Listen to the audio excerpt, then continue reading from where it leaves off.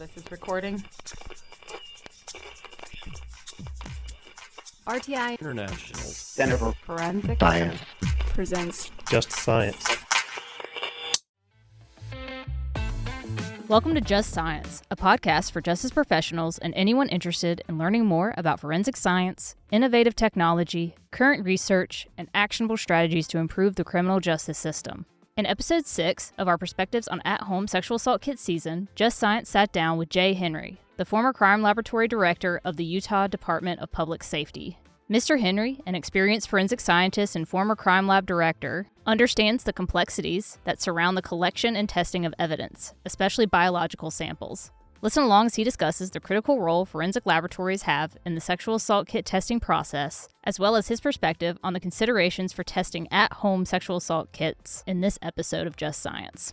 This season is funded by the National Institute of Justice's Forensic Technology Center of Excellence. Some content in this podcast may be considered sensitive and may evoke emotional responses, or may not be appropriate for younger audiences. Here's your host, Tyler Rabel. Hello and welcome to Just Science. I'm your host, Tyler Rabel with the Forensic Technology Center of Excellence, a program of the National Institute of Justice. Today we're continuing the conversation around the at-home sexual assault kits. And to help guide us in this conversation, I'm joined by Jay Henry, former crime lab director of the Utah Department of Public Safety. Jay, welcome to the podcast. It's great to see you. Thanks, Tyler. Good to be here. First and foremost, I want to say congratulations on your recent retirement. And I know prior to retiring, you were a crime laboratory director with extensive and respected service in the field of forensics. So could you tell us a little bit more about your career in the crime lab? I began my career with the Sacramento County Crime Lab in 1989. And in fact, one of my first casework assignments was processing sexual assault kits. I then transferred to Utah in 90, worked in the drug section for a while. Then I was back in serology, testing sexual assault kits and other biological evidence. And in that November, I got the chance to learn DNA typing, the new technology at the time, at the FBI Academy in Quantico. From there, I worked in serology DNA cases for about 7 years and promoted to quality assurance in 1997, became deputy director in 2001, and finally laboratory director in 2007. I'm the past president of the Northwest Association of Forensic Scientists and the American Society of Crime Lab Directors, and I retired in January of 2021. After your extensive service, have you found that you're still engaged with the criminal justice system at some level? Absolutely. My time of working the bench full-time is over. However, I still enjoy advocating for crime laboratory and forensic science. I still dabble in consulting with investigators and attorneys and try to assist with the occasional cold case. There's still a lot of work to be done out there, and I also enjoy teaching. Jay, I want to dive into the topic of today's conversation because I want to make sure that we can really unpack it. So this season has been dedicated to these at-home sexual assault evidence collection kits that are publicly available and not associated with a hospital or a medical facility. We've been referring to them as at-home kits. Jay, could you give us a little background? What is an at-home kit? So actually, the topic's pretty new, so I'm still not quite sure how something like this, an at-home kit, would work. What standards, for instance, would the kit manufacturer follow to make sure the correct items for the jurisdiction are included, while at the same time minimizing product contamination? The forensic community has spent a considerable amount of time just trying to figure all this out over the years, and like what is needed in each kit, the quality of the supplies, and the quantity needed. I think at some point there may even be a national standard for the composition of a sexual assault kit, or at least minimum requirements, but I don't think we have anything yet. Back to, the original question, I guess these at-home kits would be purchased by the victim. I guess they would hope for a timely delivery and then try to collect the sample themselves or have somebody help them. Then after the collection, they'd have to sort of securely store that kit at their home. For someone that hasn't been trained, a sexual assault kit is a complicated product, and it varies by each jurisdiction. So by each city, county, state, they can each have their own separate sexual assault kit. So they all have different distinctions based on jurisdictional legal precedents and things like that. Each kit is really a box and may include cotton swabs, designated vaginal, cervical, oral, rectal, anal, or body, along with manila envelopes or cardboard swab drying boxes and evidence stickers, all labeled with requirements to collect specific information like location, date, initials, anything unusual about the sample, all of this designed to best document the forensic unknown. Where they're at today, because they've been designed and evolved in a way over the years to answer questions about criminal investigations and ultimately to present those findings in court. The kit also contains swabs for the collection of reference or known samples from the victim. In the past, it was a blood tube. And in a cold case, you still may come across a blood tube. Another important swab is the consent partner swab from the husband or significant other. When DNA testing is done, there can be multiple profiles developed with them. Some of them are potentially overlapping. So the purpose of the reference samples, these victim samples and consent partner samples, to be able to know which DNA profile came from the victim or consent partner and which from the suspect. The focus on this has been for DNA, the collection of DNA, but it's more than that. When they're designed, there also includes packaging for trace evidence collection. This could be suspect hairs, pubic, head hair, clothing, carpet fibers, and packets for miscellaneous collected debris like soil, plants, cosmetics, lubricants. All of these can be used as good associative evidence, meaning trying to associate the suspect with the victim or the victim to the suspect or the crime scene. One of the concerns of forensic scientists like myself is the tendency to want to jump right to DNA testing and ignore all other potentially probative evidence. Trace and fingerprint evidence can be just as valuable. So the goal of any kit should be to solve the case and not just collect and test DNA. Jay, you mentioned that they used to use the blood vial in lieu of the swabs. I was curious, could you tell us a little bit about how the sexual assault kits have kind of evolved over the course of your career? In the beginning, we had less swabs, and because DNA just wasn't as powerful as it has been. And we never really had any swabs for bodies, but we had tubes for ABO blood typing and gray top tubes for the toxicology samples. And a lot of those tubes have changed where they're located. So the EDTA tube or the ABO blood typing or DNA typing blood tube has just kind of disappeared. It's no longer included a part of that because DNA technology has evolved to the point where you can get a great profile from the swab itself. And so we've changed some of our approaches to it. It made an emphasis on DNA, but also continued to make room for any sort of trace evidence collection because again, the goal of the kit is to solve the case, not necessarily to just test DNA. What would you consider to be the major difference between an at-home sexual assault evidence collection kit and one that a person would receive at a hospital? Sure. In short, really experience, training, and professional processes. Many jurisdictions are similar to my state, but the main difference is that a trained medical professional who's access and consulting with their local crime lab will be completing the kit. If you think of the sexual assault kit, it's like a miniature crime scene with potentially 20 to 30 samples collected. In my state, there are statute requirements too that dictate timelines for how long an agency can possess the kit before it's transferred to the crime lab. A system has been created to provide feedback to the victim about the status of their case, which they can check with their computer or phone at their discretion. Also, the system is designed to provide policymakers with feedback on the whole testing program. That is, how fast we are, how fast the crime lab is, the number of kits they've tested. All of this is useful to ensure that appropriate resources are dedicated to the future of this program. Finally, a major difference is just the chain of custody because it begins with the nurse, flows through the law enforcement agency, and typically ends with the crime laboratory, a short, succinct, professionally optimized process waiting for court. Jay, it's fascinating that the first thing that you mentioned was the quality of the evidence collection and I would imagine the care associated with it. There are two things that you mentioned that I do want to unpack a little bit. You talked about chain of custody and quality of evidence collection. So could you explain a little bit about chain of custody and why it's so important, especially from a lab perspective? Chain of custody is really just a documented handling history of an item of evidence. The purpose is to provide confidence to the criminal justice system. These are the courts and the attorneys that the evidence has been properly maintained.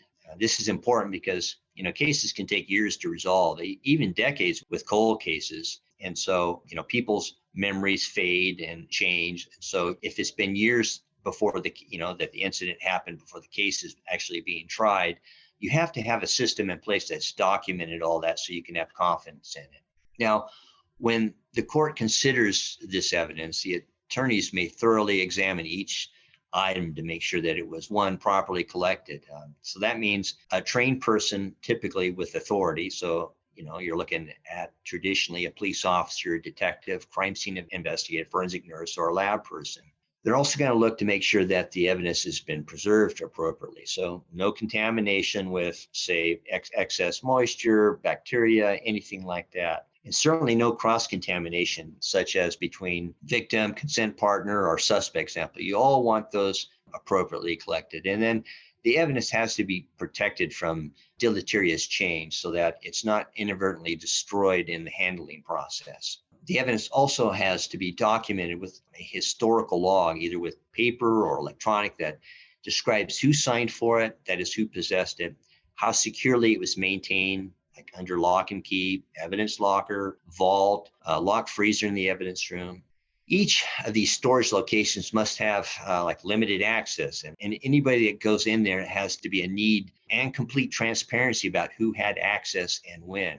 All these considerations are subject to a rigid cross-examination. It's a good practice to have a very short chain because each person that had possession can be called as a witness in court. Most experienced criminal justice practitioners realize that it's a good idea to only be included in the chain unless absolutely necessary. Otherwise, stay out of it. In fact, in the lab, one of the challenges is just getting people to pick up their evidence and return it back to the agency. And even if you have a person from the same department, they won't pick up another colleague's evidence and bring it back because they don't want to get involved in the chain.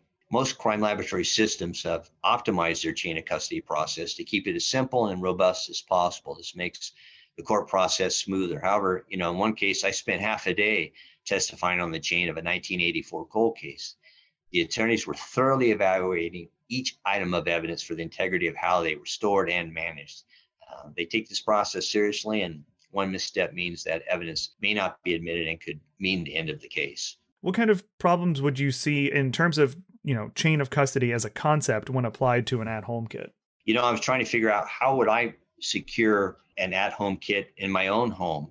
Do I have a safe to keep it there? Who has access to it? All of these issues can come up in court about, my family members have access, any guests in the house might have access to it. All of those areas are open to scrutiny by the courts systems, and they can be pretty rigid in that. And I've seen cases where other criminal justice practitioners have made just some minor missteps where they didn't follow their procedure. Instead of taking it to the evidence locker, they put it in their personal locker, forgot they had the evidence on them, then the next day transferred it there. But even though it was in their own personal locker, the judge considered that evidence not secure, and so the evidence was tossed. And so it wasn't admitted in the court. So depending on the jurisdiction in the court, they can be pretty scrutinizing. So it's something that you really have to take into consideration, that any evidence at home, I really don't know how you secure it. That's something that's kind of perplexed me. Coming from a former lab director, that's really kind of highlights an issue, right? If you can't figure out how to contain it, then, I would imagine that somebody who's recently been victimized during an assault would probably have an even more difficult time. And Jay, you also mentioned the quality of evidence collection. And from my perspective, it sounds like, especially with DNA, the collection of evidence requires a certain amount of skill. Could you tell us a little bit more about the evidence collection and maybe some of the quality concerns you would expect? For us scientists and nurses, we've been taught from the beginning of our education at the university on really how to collect or handle samples. We're always handling something in our lab classes. So for us, it becomes an innate skill that we've developed. But even when we go to work at the crime lab, we're still evaluated on our ability to collect and retain samples and handle samples, so that it also becomes even innate for the forensic scientist to be able to handle the sample. It's interesting when we teach technical people, say at our crime scene academies, then so really we're taking already professional people with some training, and we're giving them more specific training. And it's funny because some of the basics that we still find we have to teach that we never really thought much about was, one, just like how to properly put on gloves without sort of flinging DNA and bodily fluids across the crime scene. The other thing is telling people why they have to wear a mask during collection. For instance, some people just tend to shed more DNA than others. The other aspect is to show them how to use that swab to best absorb as much of the sample as possible without introducing contamination and really minimizing the background. The goal is to collect the whole crime scene sample without adding anything else. So if the sample's deposited on something, we just want the sample itself, not the underlying material that it was sitting on. That's referred to as the substrate. In my 30 years of teaching crime scene responders about sample collection, I found that you just can't talk to them about and tell them about it. You have to provide practical. So we finally ended up doing in our academies is we put bodily fluids on different substrates like blood on tile, seminal fluid on carpet, and require them to collect the sample. It's funny, it's still interesting. Even after all that training and collection, sometimes they still didn't feel comfortable. So if, for instance, we happen to be on a crime scene together, like say crime lab people and crime scene people or detectives, a lot of times they'll still defer to us to want to collect that sample. So, ultimately, I really don't know how an untrained victim could optimally collect a sample.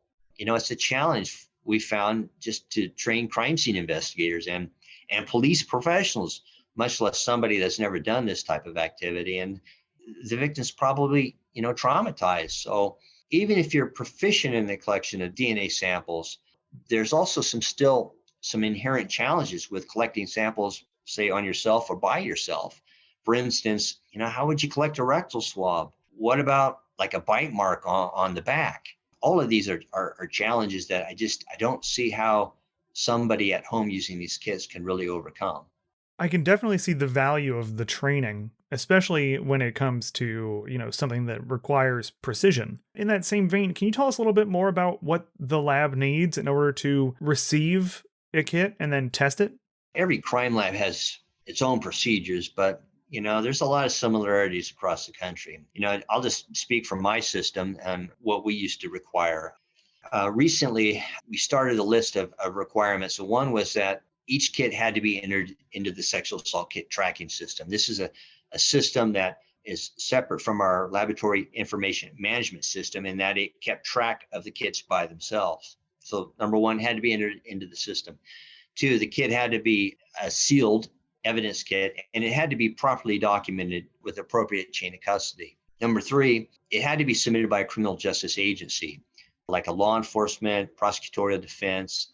Basically, a victim can't submit a kit in our system directly to the crime lab, and most crime labs operate this way. Now, we really wouldn't turn a victim away if they approached the crime lab, but I have to say it would really complicate the system. So what we'd probably do is point the victim back to the originating jurisdiction, so the city or the county or the state that the assault occurred, and maybe try to hook them up with a victim advocate or something like that, and then have them work it out with their investigators and prosecutions and have them submit it to the crime lab. Again, most crime labs need a law enforcement agency to submit the evidence to them. Another item that we need, which is really important, and I haven't mentioned any of this, is a sexual assault kit report. These are one of the most important features of the kit, and it has to be included with every submission. What this sexual assault kit report is a standardized report that the crime lab and forensic nurse examiners have collaborated on to create the best possible format to document the collection, location, and quantity of evidence recovered from the victim. The nurse uses these forms to document what they collected and from where. The examiner uses the notes to decide what samples to test and what process to follow. DNA testing, I don't really think I need to tell you this, but it can be pretty complex. And there's a wide variety of testing options available, from standard short tandem repeat DNA testing to male-specific YSTR tests. Without a proper guide, the examiner won't know which sample to test, or if there's something unusual about, say, the contents of the kit. So, for example, is this a bite mark with saliva? Was it a grab mark with touch DNA that, maybe a YSTR test is a better approach for that sample? Or did just DNA collected on the outside of the body? Now, when I was on the bench, again, this was a while ago, but this was still my go-to document. If I didn't have that report in the box or in the kit somewhere, then I would start researching where is that, because I wasn't going to start my analysis before I had that document. So really, you have to have this report filled out appropriately. Both the nurses and examiners are trained on this document. I don't think that a victim would be able to do that and give the examiner enough feedback on where to start with the kit. Another requirement is actually more of an encouragement than we ask for the police report. So this is separate from the sexual assault kit report. The police report is made by the investigator or responding officer. We use this information with the sexual assault kit to better understand the samples and results that we test. And for instance, an investigator nurse will sometimes get information from the suspect or the victim that say the suspect didn't ejaculate or did ejaculate. And that can be helpful when we're trying to determine what sample to test or why we didn't get a certain result. Our goal really is always to get a probative result. That is, when I say probative, that is test a sample that makes an impact and allow the investigator to make a decision on the case. Ideally, we select a sample allows for the development of a full, non-mixed, unambiguous DNA profile from the perpetrator that we can either compare directly from a swab that the police provide us or enter into the CODIS database to see if we can develop a suspect. And finally, we need information so that we can, if we have to enter the sample into CODIS, that we can. For example, if we don't have a suspect to compare, then we can enter into this CODIS federal DNA database. CODIS stands for the Combined DNA Indexing System. It's a network of databases of all the states and is managed by the FBI. So Utah and all the states are tied into the system. CODIS has a lot of rules that have evolved over the years, and we have to follow them. We don't really have a choice. In fact, there's a constant misunderstanding between us and our partners about what DNA profile we can put in and what we can't put in. So basically, to upload a DNA profile, the testing has to be done by an accredited laboratory, such as the Utah system. This lab has been pre-approved. All public labs get pre-approved by the FBI by signing MOUs and all sorts of legal documents. Also, a crime has to be committed. The sample has to have proper documentation, so chain of custody, and it has to point to the putative perpetrator. Now, I use that term putative because that's in the FBI rules, and what it means is the alleged, accepted, or supposed suspect. We don't want ever, and we can't, put a consent or victim sample into the database, so that's why we need all of these particular rules. Based on that explanation and my understanding, it seems that there's a huge amount of multidisciplinary collaboration that goes into this, right? So can you maybe elaborate a little bit on how important, these good relationships are and this kind of multidisciplinary approach is to working these kits? Yeah, thanks, Tyler, for asking that. Teamwork is critical, and I can't really emphasize it enough on this podcast how our relationships are with our crime scene responders, our detectives, the SANE nurses. Everybody is linked together. We meet regularly. We have annual updates where we collaborate to make sure the system is operating appropriately. And it's these relationships that allow us to get this information. So for instance, if we didn't have a police report and we needed it, we could contact the agency and they could submit it to us and without much trouble. It's this team approach that allows us to get the information that we need to process the kit and also to put it into CODIS and to be able to take this information and solve the case. This didn't happen overnight, all of this work. This took probably, I'd say 10, 15 years to really develop and get to the point where we're at right now. So it works pretty well. It continues to evolve and it gets better and better. What's interesting to me is how there's so much value in the network that's associated with it. If a person were to have an at-home sexual assault kit done and they wouldn't really have that kind of network, couldn't they just pay a private laboratory to test it? Well, yes, they could actually have a private lab to test it. Again, I don't know what it would look like, but if you took the kit and the swabs, sent it to a private lab, paid to have it tested, I imagine if a profile was developed, great, but that doesn't tell you anything unless you have something to compare it to. So there's really two ways to compare it to. One is you have to have a suspect comparison sample. So to confirm the forensic DNA profile from the kit matches the, again, putative profile, the suspect profile, the private lab needs that sample, and it still needs a chain of custody if we want to do anything in the legal realm from suspect. So for us, for instance, to get this, law enforcement would give a court-ordered search warrant to collect the sample appropriately, or sometimes the suspect will volunteer, and there's a lot of documentation that the police do to ensure that it's documented that the suspect volunteered the sample, or a surreptitious sample is collected. That is, maybe during the interview, the suspect is offered a bottle of water, they use the bottle of water, and then that bottle is swabbed. But ultimately, no matter where we're at, before the match is confirmed, the sample has to be collected from the suspect that has an appropriate chain of custody. This process, kind of follows traditional accepted legal practices. And anytime we're working with a law enforcement agency, we're telling them, make sure you do this so that we don't have to backtrack and get a sample again and, have an issue in court. So all three of these processes will be scrutinized in court and require a certain amount of documentation. So that's the problem here with the private laboratories. How would they get that particular sample for comparison? So that's the first issue.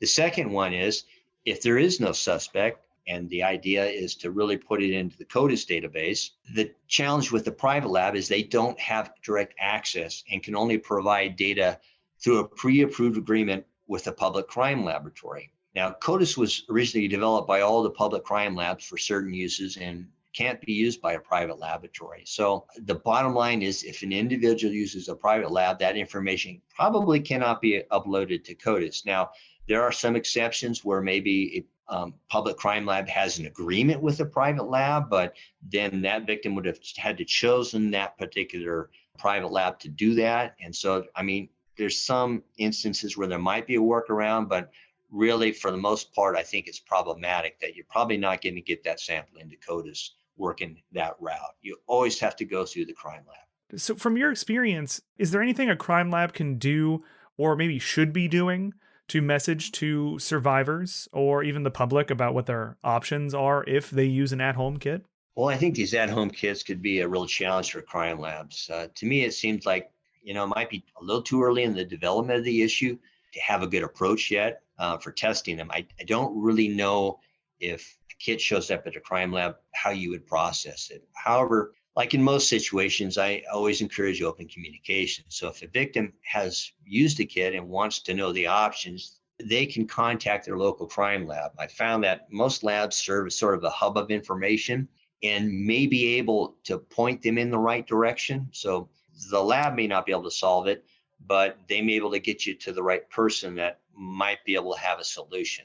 Typically, though, most jurisdictions are going to point you to the law enforcement agency or the prosecutor of the crime's jurisdiction. And you've got a victim advocate there that also serves as a network that might be able to associate you with the correct person that might be able to describe an approach to testing the kit. Also, you don't want to neglect looking at state agencies for assistance. Some of them have SAKI, or the Sexual Assault Kit Initiative personnel, and they might also be able to help. From the lab perspective, then, do you suggest that crime labs be proactive and have policies and practices that describe how these at-home kits should be addressed? Or maybe what communications they need to conduct with other agencies and stakeholders? Well, I found that there seems to be so many issues for laboratories that it might be hard to be proactive on this one. It may take some time to develop, maybe some working groups on it. However, like in my own state, I always encouraged keeping law enforcement and prosecutorial agencies in my state up to date on the issues. For me, the best approach was to stay in touch with them by attending their regular law enforcement meetings and kind of giving them briefings. I would imagine they're probably not aware of the issue because they've got a lot on their plate as well. And they don't really probably appreciate the associated challenges too with it. So bringing this topic to their meetings and talking about it, it's a good reason to engage with them. It's also a reason to kind of revisit some of the CODIS eligibility issues, which anytime you bring this up, it's typically a hot topic item I found to discuss with our law enforcement partners. So I encourage that. And in fact, regard to my former job as a crime lab director, this was actually one of my favorite duties, was be able to talk and engage with them and provide information to them to, let them be aware of certain situations. So maybe make their job a little bit easier. That makes perfect sense. I mean, if we look at, knowledge is power, then that cross collaboration really kind of makes it easier for everybody to do better, which I think is the ultimate goal. We are nearing the end of our time together. So aside from enjoying retirement, what's next for you? Do you have anything coming up that you're excited about? Well, I love the technology advancement in forensic science. I'm always excited to hear about the cases solved with, say, forensic genealogy or any of the others. So I still enjoy that, but I also keep an eye out for legislation that might try to prohibit the use of new advancements in technology, like, say, the forensic genealogy. I'm also thrilled to see the advancements that my colleagues have made in my old lab. I've only been gone a year, but it's just unbelievable what we've been able to do. And to see the support and resources that have been put into that system, I'm excited to see the results of that investment. The forensic genetic genealogy is fascinating. And as a shameless plug for Just Science, we've had a few guests on the show specifically to talk about it. So is there anything you'd like to share with our listeners before we really wrap up today? Sure, maybe just a couple things. One, I think that I can have a little bit of appreciation for how a victim might feel that an at-home sexual assault kit would be a choice for them, maybe especially with how the system might have treated them years ago. But certainly, I wouldn't recommend it now in the present day. We have invested significant resources and time to correct those issues of the past, as best we could.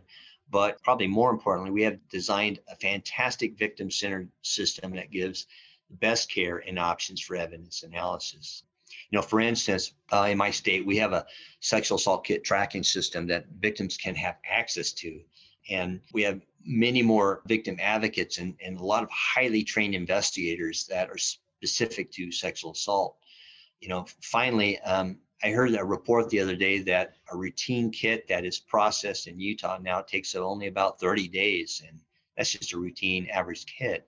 Expedited kits even faster. To have that type of DNA testing done that quickly and have results is amazing. Finally, I'd like to say if I or my family members needed a sexual assault kit collected, I without a doubt would use a sane nurse examiner and let the kit go through the crime lab. Even though I'm probably still qualified to collect some samples, I wouldn't even consider that. Hopefully by me saying that lets you know how much confidence that I have in the system, and I encourage people to use their existing systems.